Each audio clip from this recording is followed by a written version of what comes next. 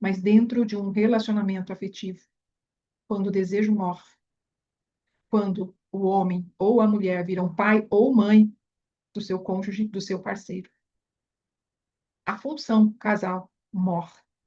O desejo do homem pela mulher morre. O desejo da mulher pelo homem morre. E muitos homens também têm uma necessidade de projetarem na mulher uma filha, principalmente se há uma diferença de idade.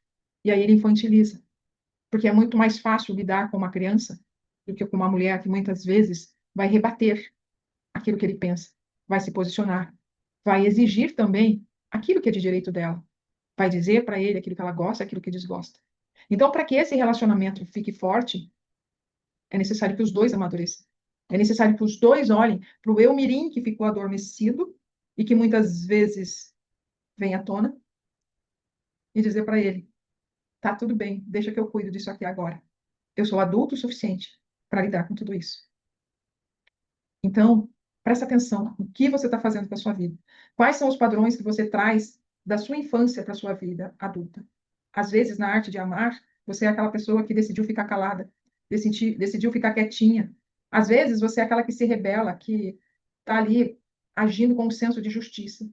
Mas, às vezes, a dívida que você está cobrando do outro não é do outro. É uma dívida de alguém lá da fonte. É do pai ou da mãe.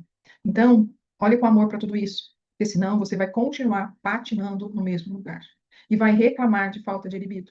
Mas a gente não consegue sentir tesão por quem a gente educa, por quem a gente está ali sempre tentando salvar. A gente sente tesão por quem a gente encontra como igual, como pessoas maduras, como pessoas que a gente admira, que tem ali um monte de coisa boa para contar ou para contribuir para a nossa vida.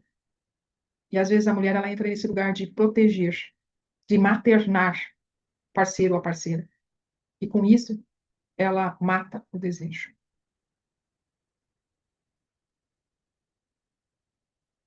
Agora eu quero te convidar a olhar para a filha ferida, para essa mulher ferida aí dentro de você.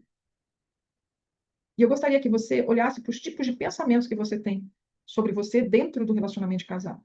Às vezes, dentro do relacionamento de casal, a mulher ela demora muito a perceber os erros dela, porque ela sempre acha que o problema é com ela. Ela sempre acha que é ela que não fez algo. E a mulher ela tem uma visão muito distorcida sobre ela mesma. Ela precisa encontrar a falha dela. E ela perde muito tempo nisso. Porque às vezes a falha não está com ela. Muitas vezes a falha está no outro. E aí ela começa a ter algumas distorções que é na forma de pensar que faz com que ela fique imaginando o que o outro está pensando sobre ela. Ah, foi aquele dia que eu deixei de pegar a toalha para ele ou para ela. Ah, foi aquele dia que eu não elogiei porque ela tinha se arrumado. Ah, foi aquele dia que eu não quis fazer sexo. Ah, foi aquele dia. E ela fica lendo a mente do outro, só que com a mente dela, sem entender que muitas vezes o que ela está pensando não tem nada de real. E nesse processo da leitura mental, muitas vezes ela fica tentando adivinhar o que ele precisa para que ela possa dar para que ele finalmente a ame. Muitas vezes ela fica chateada e não fala nada, fica emburrada, até por um mês, esperando que ele perceba. Mas ele não percebe. E aí ela conclui: nossa, ele não se importa comigo. Ela não consegue imaginar que dentro da cabeça dele não passa nada disso. Que muitas vezes nem tem um problema. Porque o que é um problema para ela não é um problema para ele. Muitas vezes a mulher também tem um sentimento muito negativo. E aí ela fica pensando sempre no pior.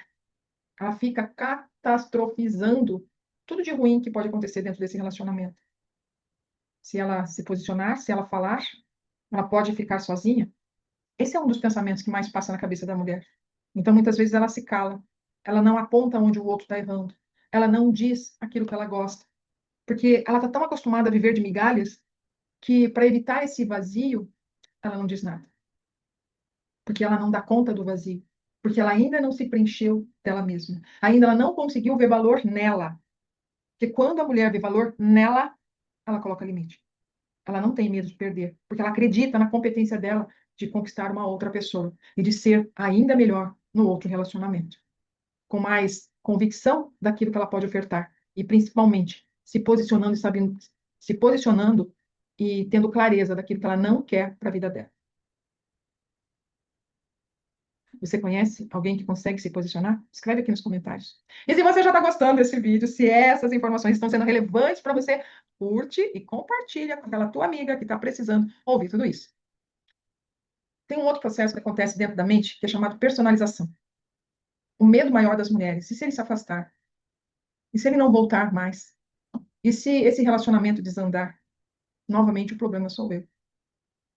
Percebe como a mulher está sempre conversando com a cabeça dela, mas de uma forma negativa, de uma forma que tira o valor dela?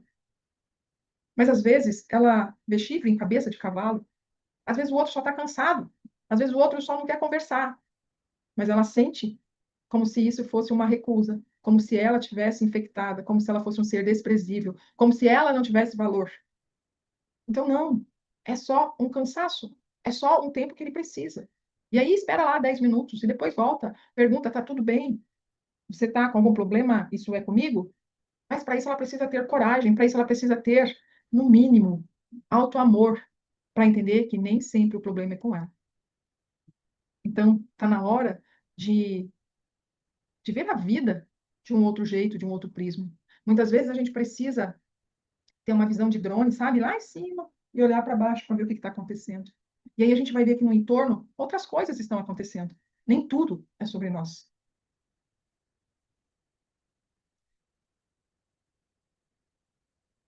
E aqui entra o passado, o peso do passado, o peso de não ter curado as relações com os pais e estar projetando ali no outro aquilo que a gente viveu com dor. E às vezes o outro que está à nossa frente também se cala porque ainda está agindo de acordo com o passado dentro da família dele. E muitas vezes as duas partes se calam, mas às vezes dentro de uma parte existe controle.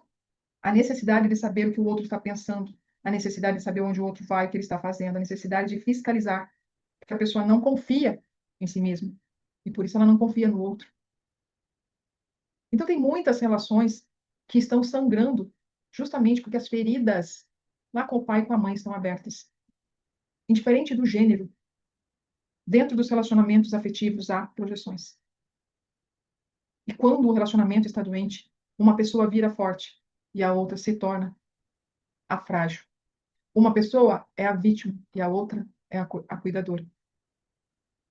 Uma pessoa é a mais sensível e a outra se torna dependente. Muitas vezes com ciúmes excessivo. Muitas vezes numa fusão emocional que parece mais uma simbiose. E nessa simbiose, um gruda no outro. Feito aquelas gelecas, sabe?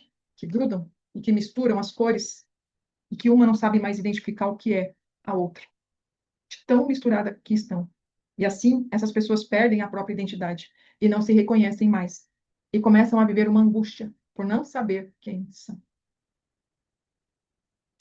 Dentro da terapia do amor, a gente precisa sim fortalecer os vínculos, mas a gente também precisa dar espaço para que o outro seja ele, para que ele não esqueça de quem ele é, porque é justamente quem ele é que fez com que a gente se encantasse pelo outro, por aquilo que é diferente, por aquilo que é complementar. Mas quando a gente quer mudar demais o outro, ele deixa de ser ele. E deixando de ser ele se entristece. E a relação deixa de existir, deixa de fazer sentido. Fusão não é intimidade, é medo de separação. É não dar conta de ser eu e também ser nós.